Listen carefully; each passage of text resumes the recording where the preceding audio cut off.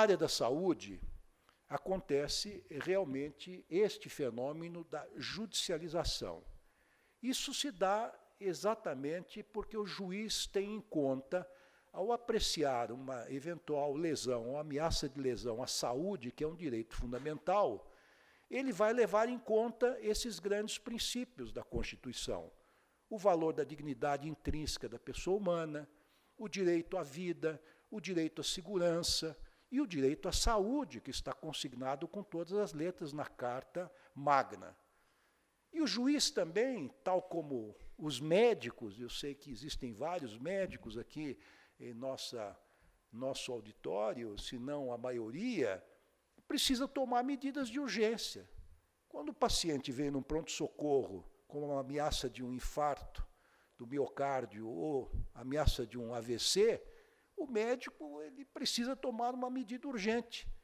E o juiz o faz também quando há uma lesão, uma ameaça de lesão à saúde, ele, sem maiores indagações, ele precisa tomar uma decisão, ele está obrigado constitucional e legalmente a se pronunciar. Então, ele vai editar ou outorgar uma medida liminar, uma cautelar ou uma antecipação de tutela. Ocorre que a nossa Constituição, ela estabelece que nenhuma decisão judicial e hoje também nenhuma decisão administrativa pode ser emitida sem que esteja devidamente motivada ou devidamente fundamentada. Quando se trata de uma liminar, o juiz precisa cumprir dois requisitos fundamentais. Aquilo que nós, também, numa linguagem jurídica e usando o antigo latim, chamamos o periculum in mora e o fumus boni iuris. Ele precisou observar esses dois requisitos.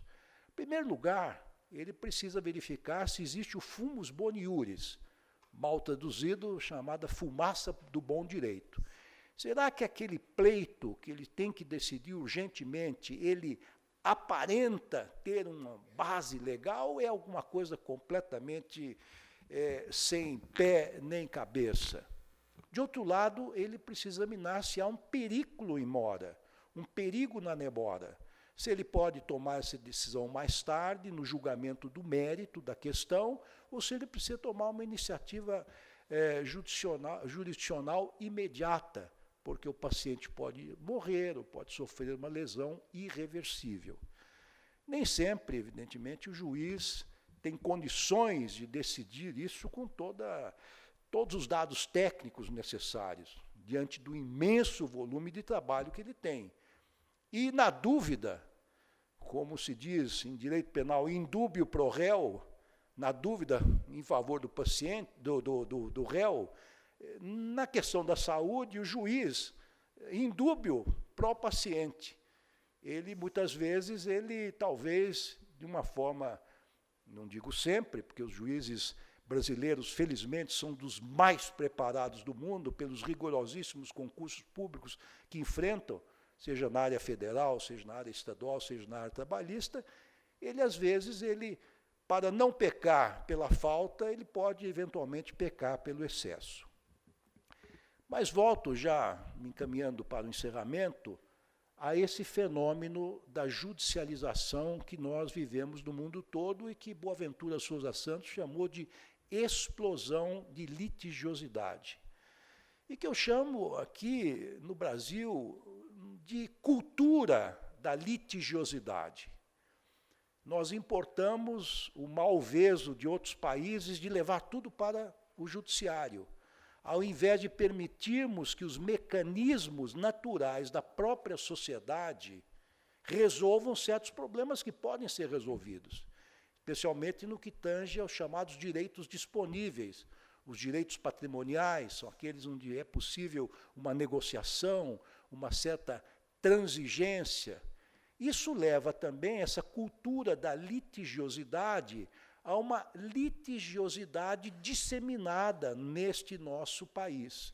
Esse país que sempre foi tradicionalmente pacífico, um país que é constituído, como dizia Sérgio Buarque de Holanda, por um homem cordial. O brasileiro sempre foi um homem cordial, E nós estamos verificando, para o pesar nosso, que o homem brasileiro está deixando cada vez mais de ser cordial e está entrando num momento de intensa conflituosidade. Isso é muito ruim, sobretudo se nós olharmos o que está acontecendo no Oriente Médio, na Síria, no Iraque, nos países das redondezas, no leste europeu, na Ucrânia, na África, na Nigéria, na Líbia, na Etiópia, aqui mesmo na América Latina, na Colômbia, onde há uma guerra fratricida com forças rebeldes muito bem armadas.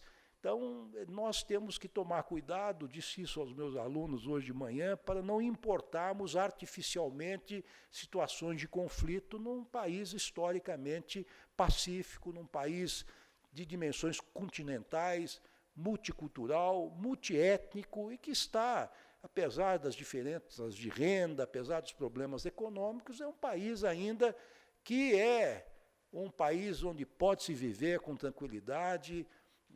Hoje veio o primeiro-ministro da China aqui ao Brasil, amanhã estarei com ele almoçando no Itamaraty, no almoço de Estado. Ele promete trazer 60 bilhões de investimento. Isso mostra que o Brasil é um país que ainda inspira confiança e é um país que merece que nós solucionemos os problemas que podem ser solucionados de forma pacífica. Muito bem. O CNJ é um órgão muito importante, o Conselho Nacional de Justiça, que foi criado em 2004 pela Emenda Constitucional 45. Essa Emenda Constitucional 45, ela trouxe alguns institutos novos, como a súmula vinculante, como a repercussão geral, não vou tratar disso, que é muito técnico, criou o Conselho Nacional de Justiça, mas incluiu no rol de direitos fundamentais a razoável duração do processo, que é um direito da cidadania. E esses dois instrumentos, de um lado a súmula vinculante, de outro lado a repercussão geral, juntamente com o CNJ, foram instrumentos para justamente estimular essa razoável duração do processo. Esse órgão, o CNJ, que eu também presido, completou agora este ano 10 anos de existência, uma década de existência. Quer dizer, progrediu muito, poderia progredir mais, vai progredir, sem dúvida nenhuma, e, dentre outras atribuições que ele tem, é a de fazer o planejamento estratégico do Poder Judiciário.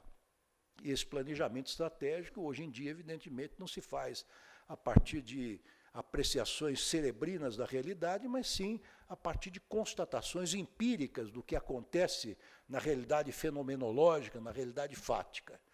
E, anualmente, nós fazemos e apresentamos ao povo brasileiro, aquele que nos paga, evidentemente, um evento importante chamado Justiça em Números.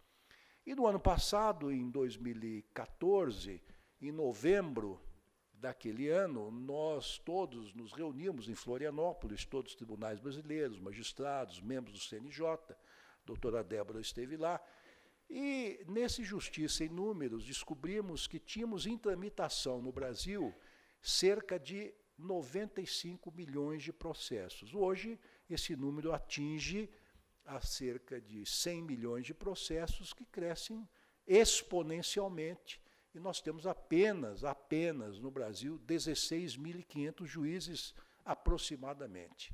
Juízes federais, juízes estaduais, juízes trabalhistas, juízes militares, juízes eleitorais. Claro que é uma missão impossível, nós não conseguimos dar conta de 100 milhões de processos. Então, nós estamos oficialmente, essa é uma política do Conselho Nacional de Justiça, estimulando as formas alternativas de solução de controvérsias, que são aquelas às quais o Dr. Ciro fez referência. A conciliação, a mediação e a arbitragem. Isso significa reconhecer que o Poder Judiciário, que presta um serviço público essencial, que é a prestação jurisdicional, tal como ocorre com o Estado em outras áreas, na área da saúde, transporte, habitação, lazer, etc., não tem condições mais de satisfazer a essa demanda crescente. é preciso dividir os ônus. E nós dividimos os ônus na medida em que nós utilizamos esses instrumentos alternativos, que é justamente a conciliação, a mediação e a arbitragem, porque isso institui no país uma nova cultura. Nós saímos da cultura da litigiosidade e começamos, pouco a pouco, a implantar no Brasil uma cultura da pacificação, uma cultura da composição, que é extremamente importante. E aí, nós vamos poder, ao invés de decidirmos, sempre digo, com a intervenção da justiça, que, utilizando-se daquela figura mítica da deusa Têmis, a deusa que representa a justiça, que tem uma balança numa mão, uma espada em outra, resolve os conflitos de forma traumática, deixando as pessoas em situações antagônicas, um vencedor e um perdedor. Essas formas alternativas, a conciliação e a mediação, permitem que as partes saiam devidamente reconciliadas de um eventual conflito de interesses. E aí o juiz pode e deve, agora deve, porque nós temos um marco regulatório, que é a Lei de Mediação, e temos o novo Código de Processo Civil, que entrará em vigor dentro de 1 ano de sua aprovação, temos uma vacatio legis, obriga agora que todas as comarcas tenham uma Câmara de Conciliação e Mediação, e que antes da decisão final de mérito, o juiz chame as partes para buscar uma conciliação. Isso é muito importante, porque o juiz, disse isso outro dia numa reunião no CNJ, é fundamentalmente um pacificador. O juiz não é um estimulador de conflitos. O juiz não quer resolver os conflitos traumaticamente, utilizando a última ratio do Estado, que é a aplicação da força. O juiz está aí para compor os conflitos, para pacificar os conflitos. E eu termino dizendo o seguinte, que tal como um dos valores fundantes do Estado democrático de direito, sob o qual vivemos, há também um outro valor muito importante, que é o valor da iniciativa privada. Nós vivemos sob um regime em que a iniciativa privada, que é aquela que colabora, segundo o artigo 197 da Constituição, para fazer a prestação do serviço público essencial, que é a saúde, eu vi os números agora, são impressionantes, ela também deve ser respeitada e deve ser sopesada pelo magistrado. Todos esses valores e princípios, juntamente com a iniciativa privada, que presta, sim, serviços importantes à nação, como nós acabamos de verificar, devem ser levados em conta no momento da decisão. Eu saúdo e felicito os organizadores desta conferência, auguro muito sucesso a todos. Obrigado.